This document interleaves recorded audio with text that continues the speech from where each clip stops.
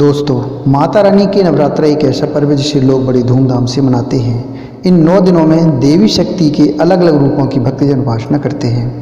धार्मिक मान्यताओं के अनुसार इन दिनों व्रत रखना काफ़ी अहम माना गया है। कहा जाता है कि इन दिनों में माँ अपने भक्तों पर कृपा बरसाती है।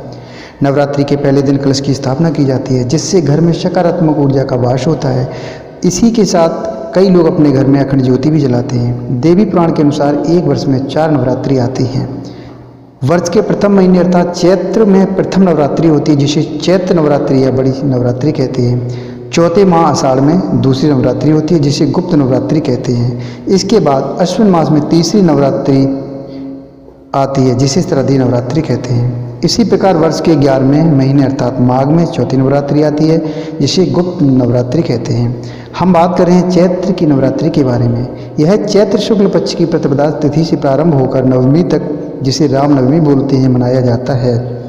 नवरात्रि के पावन दिनों में किसी भी तरह के शुभ कार्यों की शुरुआत की जा सकती है। आइए जानते हैं नवरात्रों के दिन एवं तिथि के बारे में। दिन मंगलवार, तिथि 13 अप्रैल 2021। घट स्थापना का शुभ मुहूर्त सुबह 5:58 से सुबह 10:14 तक है।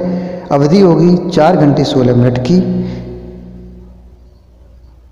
कलश स्थापना अर्थात घट स्थापना का दूसरा शुभ मुहूर्त सुबह 11:56 से दोपहर 12:47 तक, जिसकी अवधि है 51 मिनट। आइए जानते हैं नवरात्रि की पूजा विधि, मुहूर्त और कलश स्थापना। सबसे पहले जान लेते हैं कि नवरात्रि के लिए क्या क्या पूजा की सामग्री चाहिए।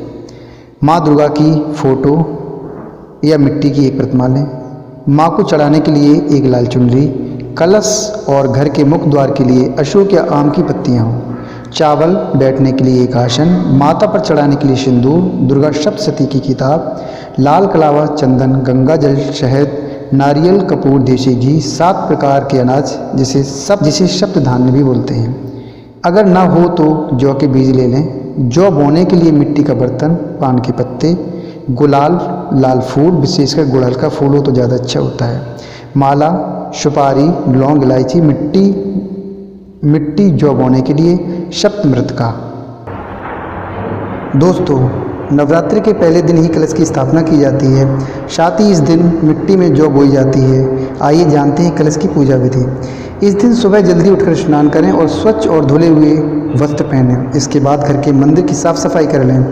फिर साफ़ सुथरी एक चौकी लें। अगर चौकी ना हो तो आप साफ़ सुथरी ज़मीन का भी यूज कर सकते हैं, जहाँ पर आप कलश स्थापित करना चाहते हैं। उस पर गंगा जल से छिड़काव करके उसे पहले शुद्ध कर लें। चौकी के पास एक मिट्टी का बर्तन रखें, जिसमें मिट्टी फैलाकर जौ बो दें। फिर माँ दुर्गा की एक मूर्ति या फोटो लेकर चौकी पर पूजन के लिए रखें। फिर कलश स्थापना की तैयारी करें, जिसके लिए सबसे पहले कलश पर एक स्वास्तिक बनाकर उसमें कलावा बांध दें। अब कलश में जल, अक्षत अर्थात चावल, सुपारी, रोली और सिक्के डालें। कलश में साबुत सुपारी और अक्षत ही डालें। फिर अशोक या आम के पत्ते कलश पर फैलाकर एक फूल की तरह रखें, ताकि कलश देखने में भी अच्छा लगे।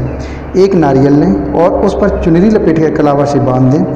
फिर इस नारियल को कलश के ऊपर रखें।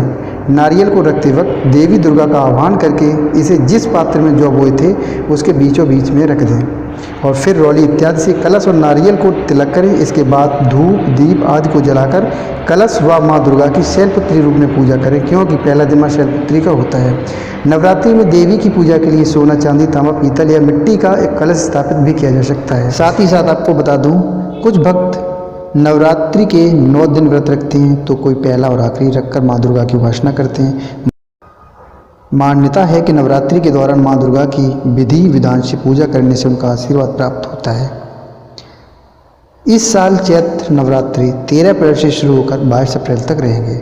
दोस्तों, अगर यह जानकारी आपको अच्छी लगी हो तो कृपया वीडियो को लाइक करें और चैनल को सब्सक्राइब करें। कुछ बोलना हो तो कमेंट बॉक्स में लिखें। जय माता की।